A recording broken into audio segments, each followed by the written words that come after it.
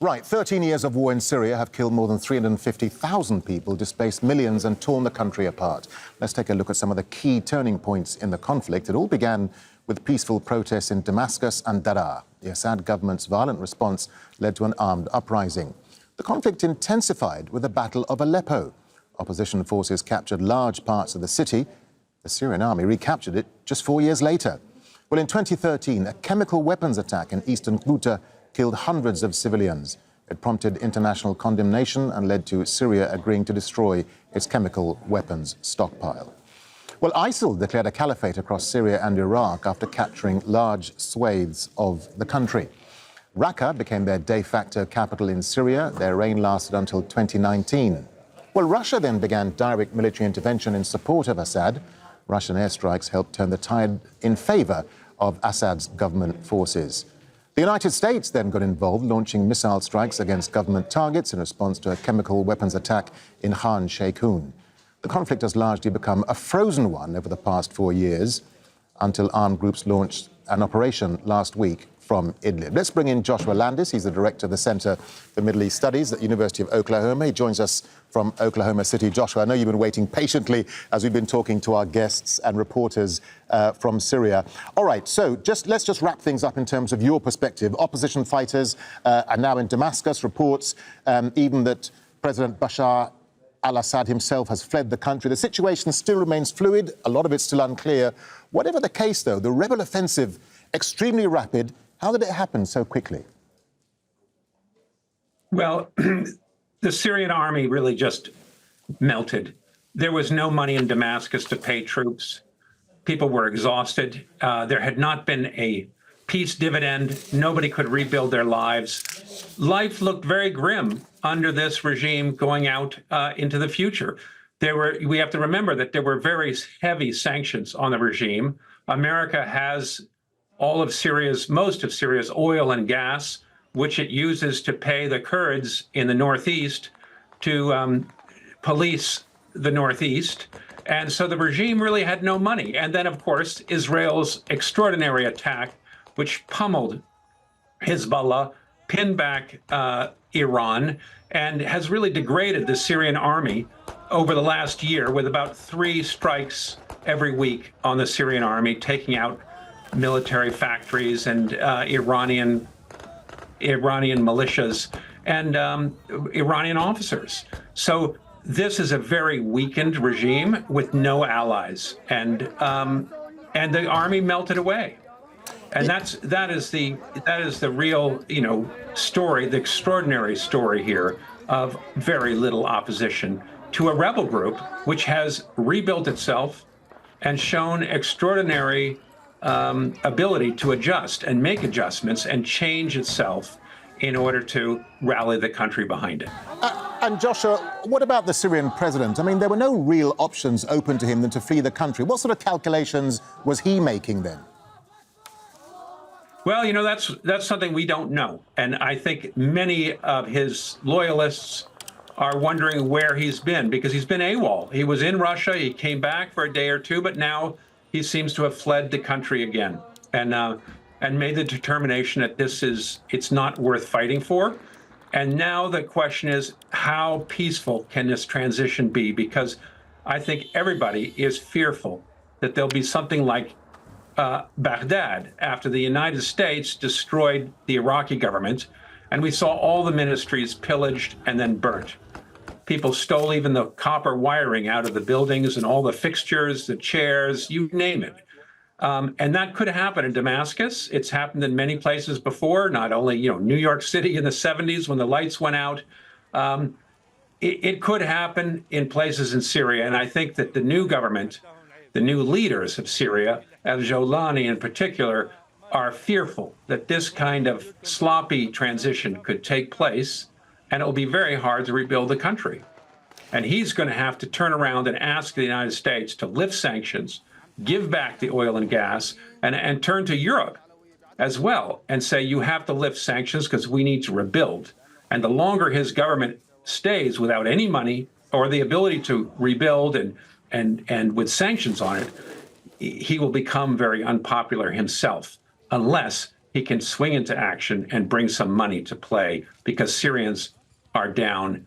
And as you said, 90% are living below the poverty line. And Joshua, what about Syria's key allies? I mean, you touched on them briefly, Russia and Iran. There are reports that Iran's proxy Hezbollah, they've pulled out their forces along the Lebanese border. Russia seems to be looking for a diplomatic solution here, perhaps an off-ramp. I mean, effectively, they abandoned Assad, didn't they? Why?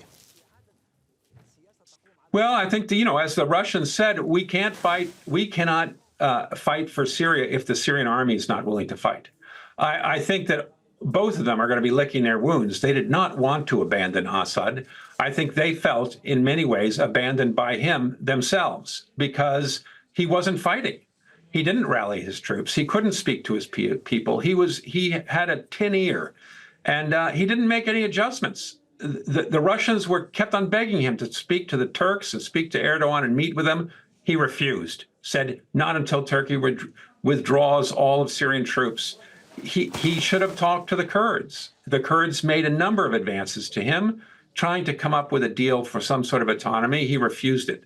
He was extremely arrogant, and while the opposition was really changing itself and making allies with Turkey, reaching out to the world, assuring Christians, dividing the loyalists to the Assad by hiving off first the Druze, then reassuring the Christians.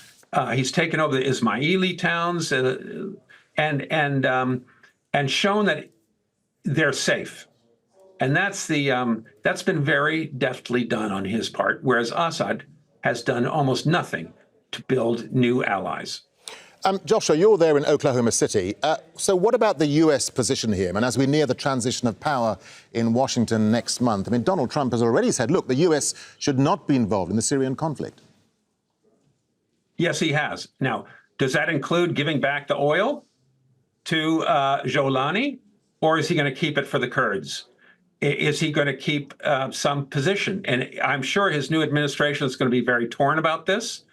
And then the question is, do you lift sanctions, or do you keep them there to have some kind of leverage and say, well, this regime has to behave in a certain sort of way, otherwise it won't get back, it won't have sanctions lifted. And America still has the major party, the major rebel party, Hayat Tahrir Sham, designated as a terrorist organization.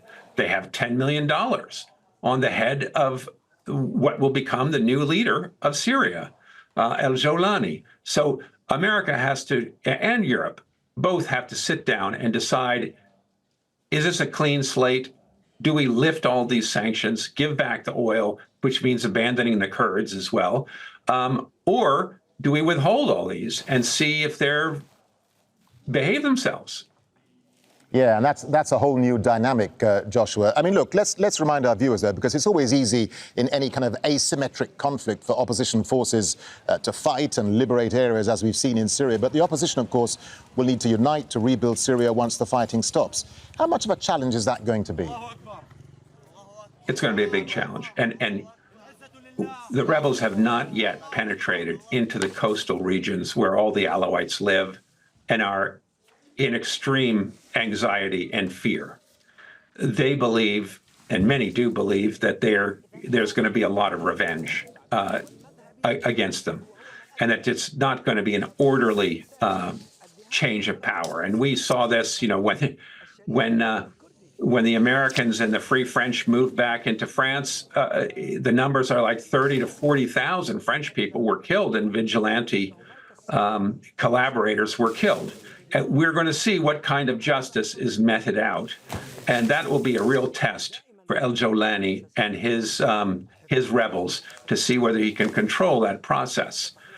Because if it is very bloody, chances are sanctions will drag on, and European powers will be loath to just embrace this new government, and they'll want to see how they treat women and how they treat minorities and so forth. There's a big question mark. And of course, Israel is sitting there very relieved that Iran no longer has access to Syria, that it can't send weapons to Hezbollah anymore through Syria, which is the only way to get them to Hezbollah. But it's, of course, Israel's going to be anxious that Turkey is going to have all this influence, that Islamists are now at its border.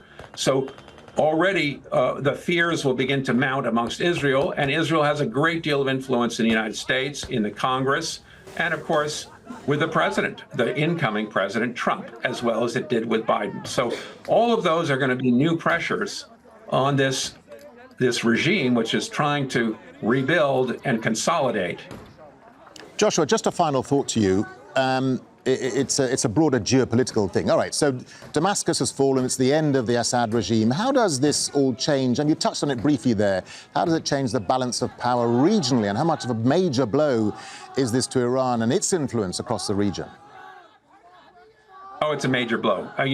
What was called the Shiite Crescent, and that's the allied governments of Lebanon, where Hezbollah was the dominant power, Shiites, Assad and the Alawites of Syria, who are heterodox Shiites, Iraq, which of course is ruled by Shiites, and Iran.